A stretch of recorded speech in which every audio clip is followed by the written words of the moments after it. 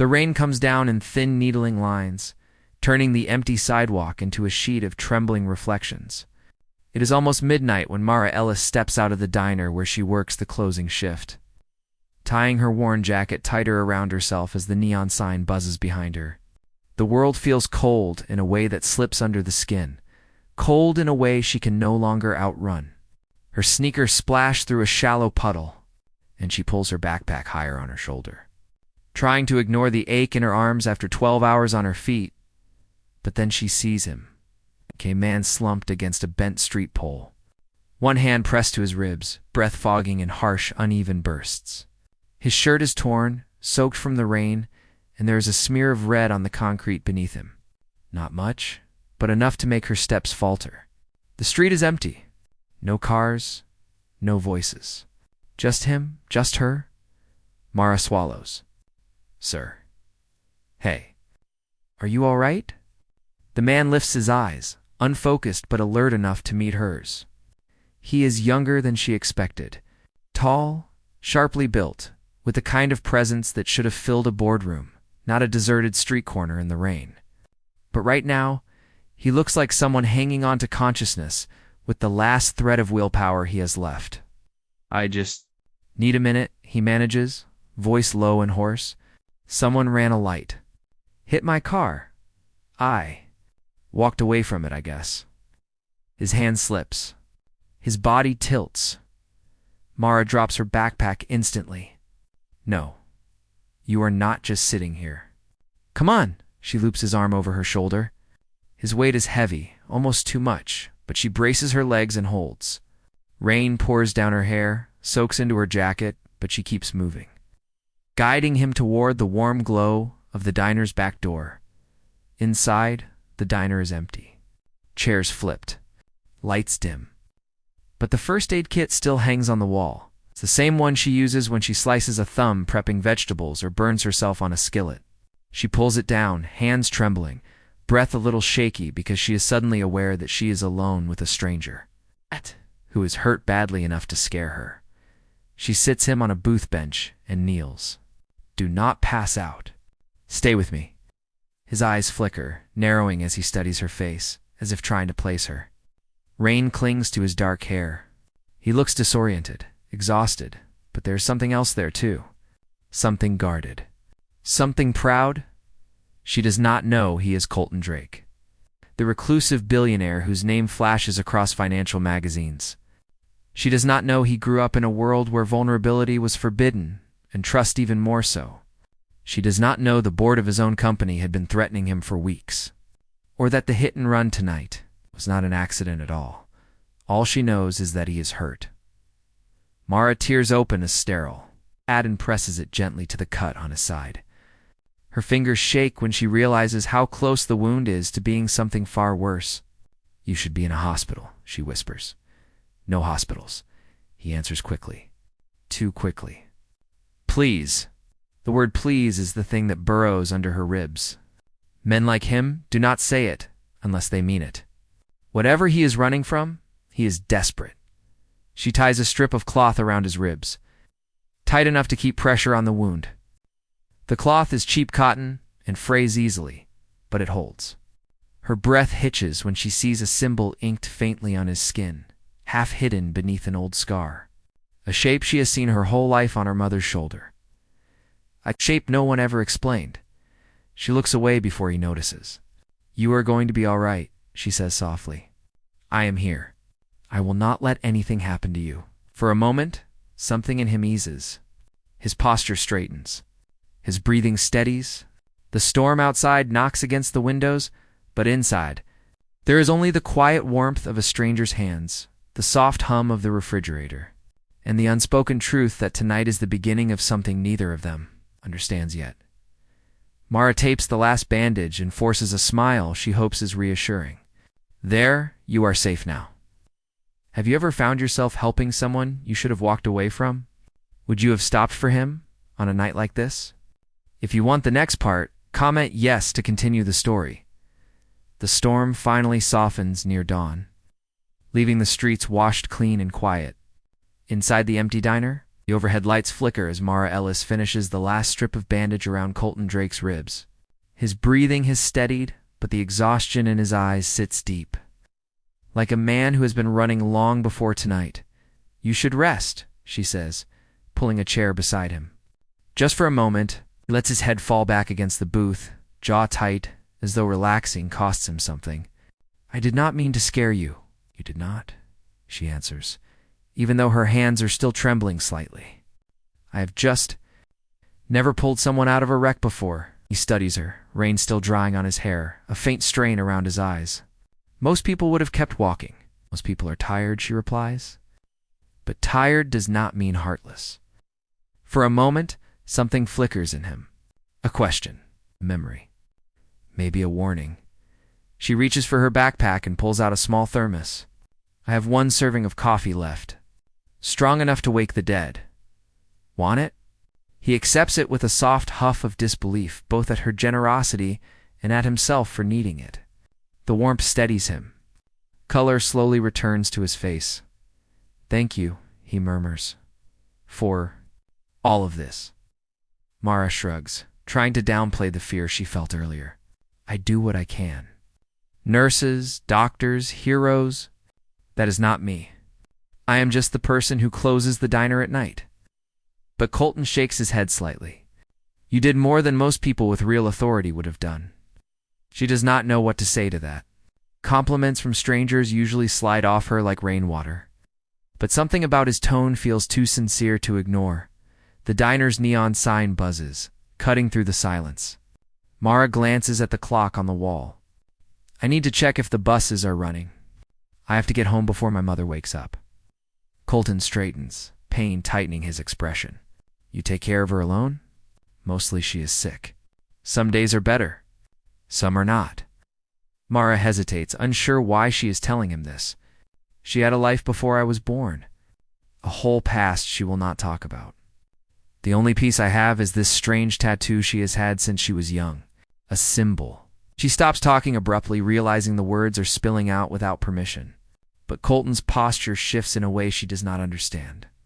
His eyes sharpen. Every part of him goes still. "A symbol." He asks quietly, "What kind?" She shakes her head quickly. "It is nothing. Just something old. A family mark? Maybe?" "Forget I said anything." He tries to sit up straighter, fighting against the soreness. "Mara." Did it look like a wave of dizziness hits him mid-sentence? He grips the booth edge, breath-catching. Mara is instantly at his side. "Stop talking and breathe. Your ribs are not ready for hero speeches." He almost smiles, a weary tug at the corner of his mouth. "I am not a hero." "No," she replies softly. "Heroes are not usually found bleeding on sidewalks. But you are alive, and that is enough for now." She helps him stand slowly. He steadies himself on the table, refusing to let her carry too much of his weight. "I can call someone to pick you up," she offers. "No." The refusal comes sharp and immediate. Too immediate. "No one can know where I am," Mara freezes. The words land heavy, cold, dangerous. He closes his eyes, regretting the sudden edge in his voice. "I just mean, I do not want trouble brought to your door." Her pulse stutters. His phrasing feels wrong, as if there is far more behind it than he is willing to admit. "Colton, were you attacked?" she asks. He does not answer. But he does not need to. His silence is enough. When he finally speaks, his voice is low. "I need to disappear for a day. Just until I understand what happened." Mara chews her lip, thinking. There is an empty cabin behind the diner where the delivery drivers nap during long shifts. No cameras, no rent, no questions. You can rest there. His eyes lift to hers, stunned. "Why would you trust me with that?" She wipes her hands on a towel, trying to hide her unease. "Because last night someone left you for dead. And because if I do nothing, I will hate myself for it." For a long moment, he says nothing. Rain drips from the awning outside. A siren wails in the distance. His gaze lingers on her face with an intensity that feels like a crack in his armor. "Mara," says quietly, "I will not forget this." She nods, even as a small shiver travels down her arms. She does not know it yet, but this single choice will pull her into a world she has never imagined. A world of power, danger, and a truth buried deeper than she realizes. Have you ever helped someone and felt the weight of every unknown consequence? Would you have taken him in? Comment yes if you want the next part now. Let us return to our main character. Standing at the edge of a morning that will change everything. The cabin behind the diner smells faintly of old coffee and motor oil. A forgotten space used mostly by delivery drivers during storms. Mara Ellis pushes the creaking door open and flicks on the single overhead bulb. The light hums, filling the tiny room with a soft yellow glow. There is only a narrow cot, a metal chair, and a stack of faded blankets. But at least it is warm and hidden. Colton Drake steps inside slowly, bracing one hand against the doorframe. Every movement pulls at the bandages on his ribs. He looks like a man who is used to towering offices, private elevators, and security guards. Yet here he is, leaning into the shelter of a rundown cabin, trusting a waitress he met only hours ago. "You can rest here," Mara says gently. "No one comes by before noon. You will be safe." Colton scans the room with cautious eyes. Safe is a rare word for me right now. Mara studies him, unsure whether he is exaggerating or understating the truth. There is something in his demeanor, something sharp and tired. Like a man who has been hunted for far longer than a single night. "You should lie down," she says. Colton lowers himself onto the cot, exhaling slowly as the tension leaves his shoulders. The thin mattress groans beneath him, but he shifts until he finds a position that hurts less. "You do not have to stay," he murmurs. "You already did more than enough." Mara pulls the blanket over him anyway. "I am not leaving until I know you can breathe without wincing." His eyes open at that, surprised, maybe even moved. "You are not afraid of me," he says quietly. "If you wanted to hurt me, you would not have struggled to walk 50 feet, she answers. "You are stubborn, not dangerous. Faint." Smile touches his mouth, the first real one since she found him on the street. But it fades quickly as a deeper worry shadows his expression. "Last night was not an accident." She freezes. "Someone tried to hit you on purpose." His silence confirms it. "Why?" she whispers. Colton looks away, jaw tightening. "Because I refuse to sign something, and because powerful people do not like hearing the word no." Mara feels the temperature of the room shift. This is no longer a mystery about a stranger with an injury. This is something larger, something that could swallow her life whole if she is not careful. "Then you need the police," she insists. "No. The police would report straight to the people who want me gone." He shakes his head. "If I vanish long enough for them to spin their story, everything I built will be taken." Not the fear she saw that already, but the way he says everything I built, as if losing it would mean losing himself. "Mara," he continues, voice softer, "I am not used to asking anyone for help, but I need time, just a little, and I will leave before danger touches you." Her throat tightens. "You do not have to go yet. Just rest first." Colton closes his eyes, exhaustion finally winning. His breathing steadies slow and heavy. Mara watches him for a moment, listening to the fragile peace settling over the room. She drapes her jacket over the back of the chair and sits down, the wood cold beneath her. Her thoughts drift to her mother, the tattoo on her mother's shoulder. The half-faded mark she glimpsed on Colton's skin last night. A shape that should not exist in two places unless there is a secret she has never been told. She looks at him again, at the lines of tension still visible on his face, even in sleep. "Who are you really?" she whispers. He does not answer, but she knows the truth is coming. It will not be small. A distant siren echoes across the parking lot. Mara stiffens, suddenly aware of how fragile this safety is. How temporary. She rises slowly. "I will bring you water and food. Just sleep." Before she leaves, she glances once more at the man on the cot. The stranger who bled onto her diner floor. The stranger whose life now rests in her hands. She does not know yet that the symbol on his skin will pull her into a world of boardroom wars. Hidden bloodlines and truths her mother never dared to speak. But something inside her already understands. Nothing about today will stay simple. Have you ever sensed a secret long before you heard it spoken? Would you have sheltered him another day? The morning sun has barely lifted when Mara Ellis steps back into the diner's kitchen, wiping her palms on her apron as she sets a glass of water and a simple breakfast on a tray. Her mind has been spinning since dawn, replaying every word Colton Drake said in the cabin, every wince in his voice, every shadow in his eyes. She does not know the full story, but she knows enough to feel the tremor beneath her ribs. She carries the tray across the parking lot, pushing open the cabin door. The room is dim, but Colton is awake, sitting on the cot with one hand pressed gently to his bandaged side. His posture is tense, as if he has been listening for footsteps that never came. "You should still be lying down," Mara says softly. He looks up at her, and the relief that touches his face is too real to be faked. "You came back." "Of course I did," she replies. "You think I would leave a person bleeding in a storage cabin?" He huffs a breath that might almost be a laugh, but the sound turns into a quiet groan as the pain catches him again. Mara sets the tray on the chair and pours him water. "Drink." Slowly, Colton obeys, swallowing carefully before letting his gaze lift to her. "Thank you for everything." She waves it off. "You said someone might be after you? So tell me what that means." He rests the glass beside him, eyes narrowing with conflict. "If I tell you, it pulls you into danger. And not telling me will keep me out of danger," she counters. "Colton, you showed up wounded from a car attack. Whoever did that might come looking." His jaw tightens, which is why I should leave before that happens, but he does not move to stand. He sits there with the stiffness of a man who knows he cannot outrun the threat, not in his condition. Mara kneels beside him and checks the bandage. "You will not make it far." "Not yet." He closes his eyes briefly. "I am not used to depending on anyone, I can tell," she murmurs. "But you are depending on me right now, whether you want to admit it or not."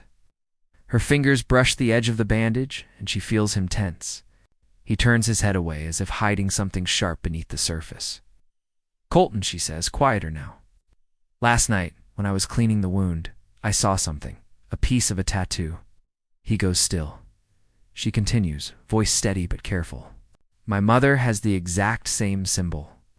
Colton opens his eyes slowly, and there is no confusion in them, no surprise. It's only the kind of understanding that makes Mara's breath fade for a moment. "You saw it," he whispers. "I did." "And you recognized it just now." His throat bobs. "I did." She sits back on her heels, pulse quickening. "What is it?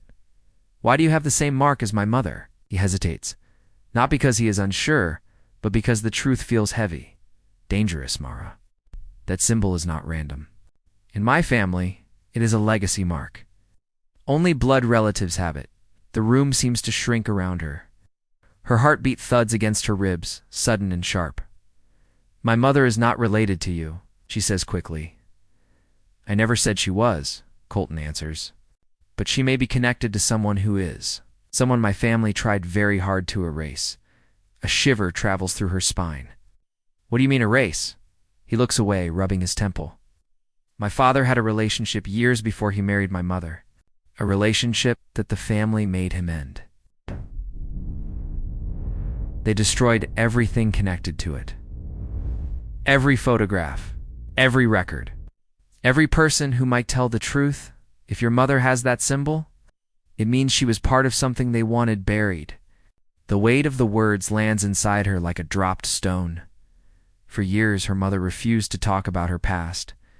For years, Mara assumed it was heartbreak, shame, or simply privacy. But this is something else entirely. Her voice cracks slightly. "Why would they do that to her?" "Because power makes people cruel," Colton says softly. "And the Cross family protects power at any cost." She stares at him, trying to steady her breath. "And now they are trying to get rid of you." He does not answer, does not need to. Mara sits beside him on the cot. "You are not leaving. Not until we understand what this means. Not until you can walk without collapsing." He turns toward her eyes, searching her face for fear, disgust, or the urge to run. But she remains still, shoulders squared, gaze unwavering. "You do not understand what you are stepping into," he says. "I understand enough," she replies. "Enough to know you are not the enemy here. and enough to know my mother might finally get answers she deserves. For the first time, something breaks open in Colton. Something fragile. Something honest. "You should not care about me," he whispers. "But I do," she answers, barely louder than the hum of the overhead. Light silence fills the cabin. Heavy, electric, unavoidable. A car passes in the distance, its engine echoing across the lot. Mara stands abruptly, forcing a breath. "Eat something," she says, "and rest. We will figure out the rest when the sun is higher." As she steps outside, the cold morning air rushes around her. Her hands shake, not from fear, but from the sudden understanding that her mother's life, has already changed. Have you ever felt the truth rising before the words are spoken? Would you stay to unravel a secret like this? Comment yes if you want the next part. Now, let us return to our main character, standing with the sun on her face and a storm still gathering behind her. The afternoon drifts in quietly, carrying the smell of warm pavement and the distant hum of traffic. Inside the diner, Mara Ellis wipes down the counter with a rag that has seen too many double shifts. Her mind is nowhere near the tables, or the half-empty coffee pots, or the customers drifting in and out. Every thought circles back to the cabin behind the building, and the man lying inside it, Colton Drake. A man who should have been in a hospital. A man who should have had bodyguards, lawyers, and drivers circling him like planets around a sun. A man who should not be anywhere near a diner, or a waitress like her. Yet he is here. And the truth he carries is heavier than anything she expected. When the clock finally hits the end of her shift, Mara unties her apron and steps outside. The sun is setting behind the rooftops, painting the alley in amber light. She walks toward the cabin with slow, steady breaths, each step pushing down the nerves, clawing at her ribs. She knocks once. "Colton, it is me." His voice is faint, but steady. "Come in." She opens the door. Colton is sitting upright on the cot, looking far better than he did that morning, though the pain still tugs at the edges of his posture. His eyes lift to her with a mixture of relief and something unspoken, something cautious but hopeful. "You look better," she says, setting down another tray of food. "Or at least, less like you were about to fall over." He manages a weak smile. "Your bandaging skills might be better than the entire emergency room." "You are lucky I did not wrap you like a burrito," she replies. He chuckles softly, then winces as the motion tugs at his ribs. Mara sits across from him on the metal chair. "I have been thinking about what you said earlier. About my mother. About the mark." Colton's expression shifts. He becomes alert, guarded. "Mara, before we go any further, I need to ask something important." She folds her hands in her lap. "What is it?" "Does your mother know you saw the mark on me?" "No," Mara replies. She barely talks about her past. "I doubt she would want to." Colton exhales slowly. "Then we need to be careful. If the Cross family finds out she is connected to something they buried, she will be in danger." A cold chill runs down her spine. "Danger? For a tattoo?" "It is not just a tattoo," he says firmly.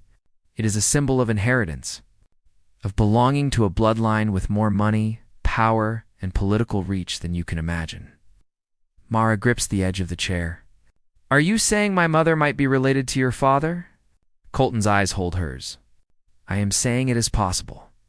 Her breath stutters. She leans back, trying to steady the swirl of emotions rising inside her. Shock, fear, curiosity, and an anger she cannot yet name.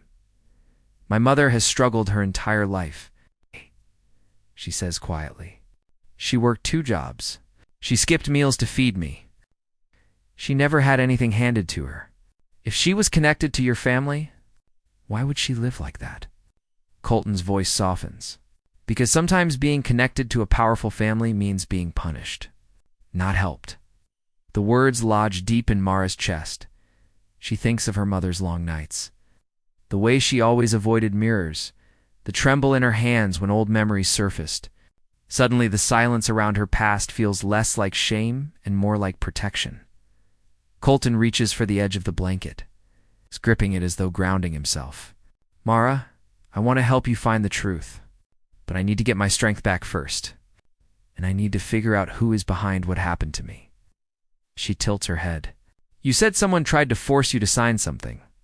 What was it? Colton hesitates. His jaw tightens. A document that would shift control of the company. A document that would silence me about certain unethical decisions. If I signed, I would lose everything. If I refused, they would make me disappear.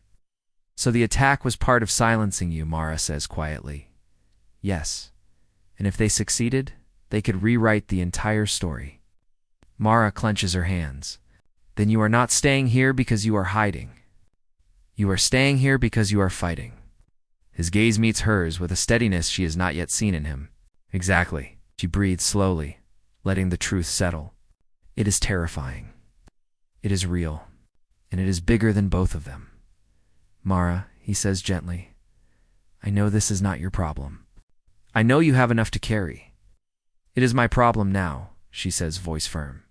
Because whoever tried to bury your past might have tried to bury my mother's too. And if the truth connects us, I want to know. A moment passes, soft, heavy.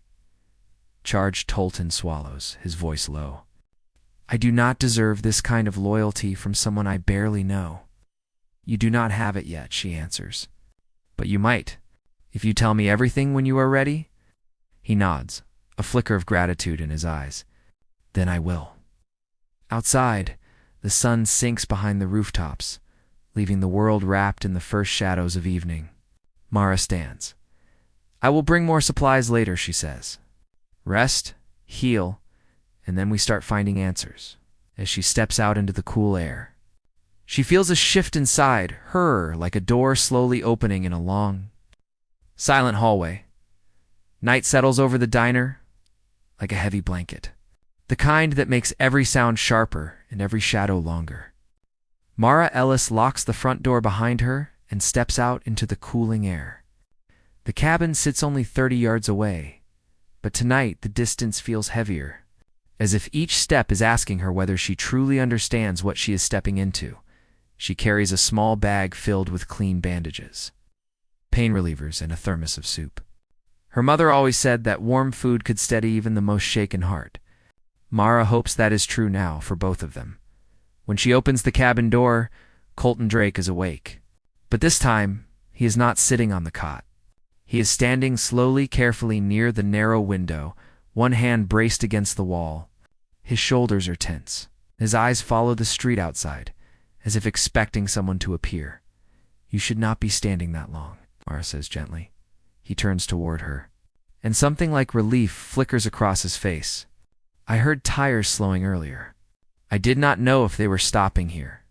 Did they? No, but I needed to be sure.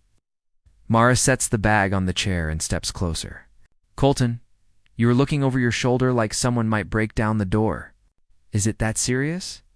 He nods once. Yes. The word falls between them like a weight. She reaches for the edge of the bandage at his ribs, checking the tightness. You are healing, but you are not ready to fight anyone. You need sleep. I will sleep. He pauses. When my mind stops replaying the crash, she waits, not pushing, letting him decide if he wants to continue. He does. I saw the headlights, he murmurs. They were aimed straight at my door. Someone waited until I was driving alone. They knew the route. They knew the blind turn. Mara inhales sharply. So they studied you. They planned it, he corrects quietly. The force of the hit spun the car. I barely crawled out. Her stomach twists. The idea of him alone on a dark road, bleeding and fighting to stay conscious, makes her chest tighten in a way she cannot explain. What did they want from you? She asks. Colton sits slowly on the cot again, wincing.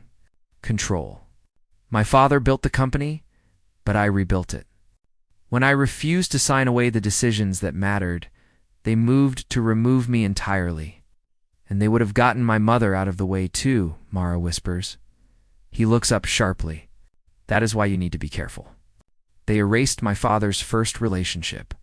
If your mother was part of that story, if she knew anything they wanted hidden, They could come after her. The room feels suddenly colder. My mother is fragile, Mara says. She has been sick for a long time. I will not let anyone near her. Colton studies her face with an intensity that feels protective. You will not face this alone. I give you my word. She believes him, maybe more than she should, but something about him is steady even in his brokenness. Like a man who has always shouldered burdens meant for entire empires, Mara sits beside him and folds her hands. There has to be a way to get proof. Something your family cannot erase. There is, he says slowly. My father kept a journal, a private one. Before he died, he told me it held everything: names, dates, the truth about the woman he loved before he married my mother. Her breath catches. Do you know where it is? No. He hid it when the board tried to pressure him years ago. But he told me one thing that never made sense until now. What did he say? He said, if you ever want to know the truth, find the one who carries the mark. Mara freezes. The cabin hums with silence. Colton, she whispers. My mother carries the mark. Oh. His voice drops to a near whisper. Then she may be the only person alive who knows where the journal is. Mara's heartbeat thunders. For years she thought her mother's silence was simply emotional. Now she wonders if her mother was protecting a truth that could destroy powerful people. She rises, pacing the small room. She will never talk unless she trusts the person asking. She refuses to relive anything painful. Then we will earn her trust, Colton says. Or at least approach her carefully. No pressure. No confrontation. Mara stops pacing and meets his eyes. We. You keep saying we. Yes, his voice is steady. Because whatever she knows connects us. The words settle inside her with unexpected warmth. A connection she did not see coming. A truth that feels too large to process. She clears her throat, trying to steady herself. First, you need to get strong enough to walk without leaning on the furniture. Colton laughs softly.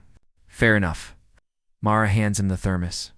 Eat, rest, and tomorrow. I will try talking to my mother. He nods, gratitude clear in his expression. Mara, thank you. I do not know what I would have done without you. She looks at him for a long, quiet moment. Then he'll fast. Because I think everything from here gets harder. The night deepens around them. Outside, another car passes slowly, its headlights brushing across the lot like a warning. Morning light filters through the blinds of the small apartment. Mara Ellis shares with her mother. The air smells faintly of lavender detergent and warm toast. The scent her mother always uses to make the place feel like a home even when money is tight. Mara stands at the kitchen counter, pouring tea into her mother's favorite mug, rehearsing the words she has been afraid to speak for years. Today she has to ask about the tattoo, the legacy mark. The truth that could connect everything. Her mother shuffles into the kitchen. Wrapped in a faded robe, her steps slow but steady. The woman's smile is warm, but her eyes hold a heaviness that never fully leaves. Long shift last night? Her mother asks softly. Mara nods. Yes, but I am all right. She sets the tea down gently. Her palms sweat. Her heart pounds. Mom, I need to ask you something. Something important. Her mother stills, her fingers curling around the mug. What is it, sweetheart? Mara sits across from her, steadying her breath. Your tattoo. The one on your shoulder. Where did it come from? A long silence spreads between them. Her mother's expression changes instantly: fear, sorrow, and something almost like panic flicker through her eyes. She reaches instinctively for the fabric of her robe, pulling it tighter. Mara, why would you ask me that? Because I saw the same mark, Mara whispers. On someone else. Her mother goes pale. On who? Mara hesitates. She cannot say Colton's name. Not yet. A man who was hurt? A man who says that symbol belongs to a powerful family. A family that tried to erase their past. Her mother's hands tremble. The mug rattles against the table. Mara, she whispers. You must stay away from anyone with that mark. Please, it is not safe, Mom. Were you erased? Mara asks, voice breaking. Was someone trying to silence your past? Her mother's eyes fill with tears, but she shakes her head desperately. I survived it. I got out. That is all you need to know. That is not enough anymore, Mara says. Because someone tried to kill the man with the same tattoo, and he thinks you are the only person who knows the truth. Her mother presses a shaking hand over her mouth, as if holding back memories too painful to release. I cannot go back to that world. I cannot. Mara reaches across the table and takes her mother's trembling hand. Then let me help. Tell me what happened so I can protect you. But her mother pulls away gently, wiping her cheeks. Not now. Not yet. It is not the right time. Before Mara can push further, her mother rises and walks to her bedroom, her steps uneven, her breath shallow. The door shuts softly, leaving Mara alone with the echo of unanswered questions. Her phone buzzes. A message. Are you safe? Colton Maris' pulse jumps. She types back quickly. Yes, but she is hiding something. Something big. Another message appears almost instantly. Then we are close. Too close for comfort. Stay alert. I think someone followed me earlier. Mara freezes. The world tilts. She grabs her keys and rushes out the door. It's the hallway blurring around her. If someone is hunting Colton, if someone suspects her mother knows the truth, everything is about to collide. The parking lot behind the diner is unusually quiet when Mara Ellis arrives. Her breath uneven from the half-running, half-thinking pace that carried her there. The air feels colder than it should, thick with the sense that someone unseen has brushed through the space only moments before. She pushes open the cabin door. Colton Drake is sitting on the edge of the cot, elbows on his knees, breathing hard as if he has been pacing for the last hour. When he looks up, relief and dread collide in his eyes. You should not have come alone, says. You texted me that someone followed you. I had to make sure you were all right. Colton stands carefully, his hand still brushing against his ribs. They know I survived. They probably know I vanished from the road. And if they know that much, they may already be watching this place. Mara glances toward the single dusty window. A dark sedan sits across the street, parked too neatly, too quietly. Her heart spikes. That car was not there this morning, she whispers. Colton follows her gaze, jaw tightening. They found me. A moment of pure fear grips her. We have to move. Now. He shakes his head. I cannot outrun them in my condition. And I will not lead danger back to your mother. Mara steps closer, refusing to let panic take over. Then we need proof. Something to force them to back off. There is only one piece of proof that matters, Colton says. My father's journal. And your mother may be the only one who knows where it is.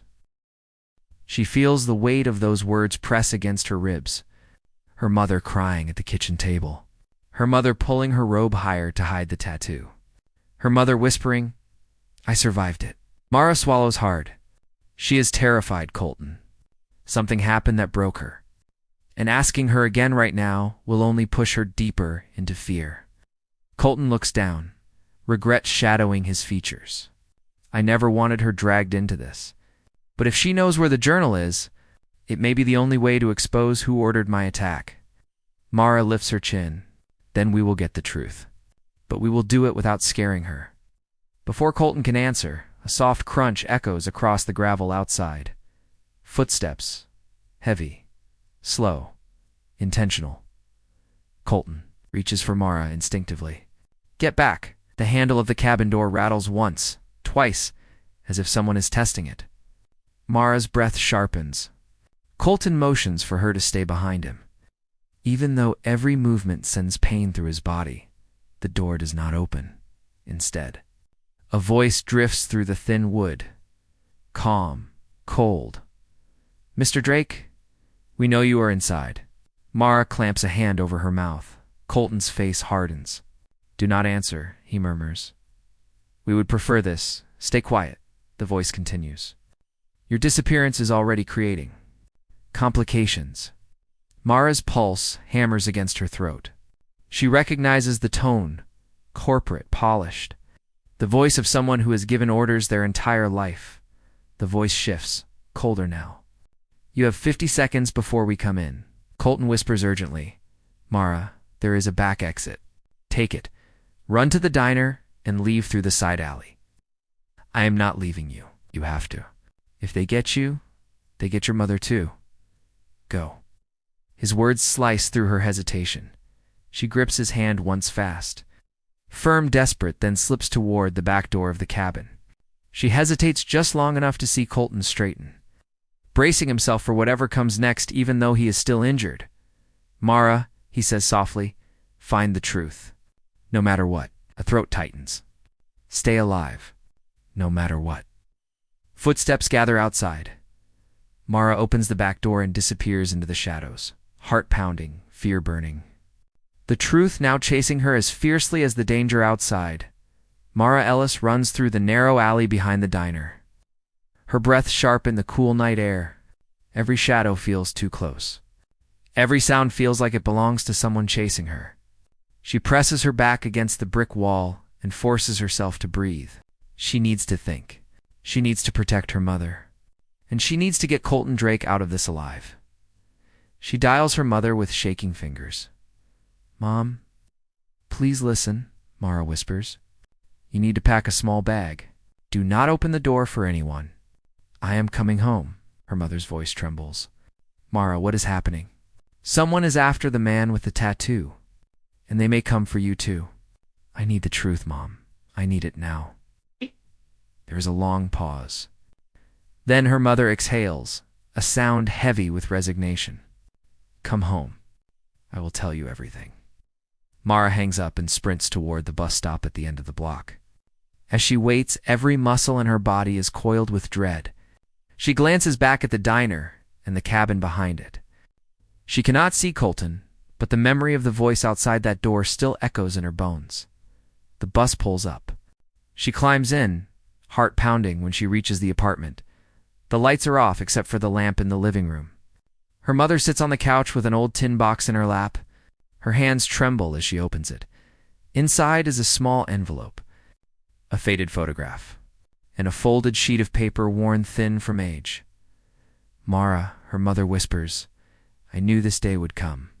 Your father was not just a man I loved. He was a cross, and when the family discovered I was pregnant, they tried to erase me. They took everything except this. She hands Mara the folded sheet. Mara opens it.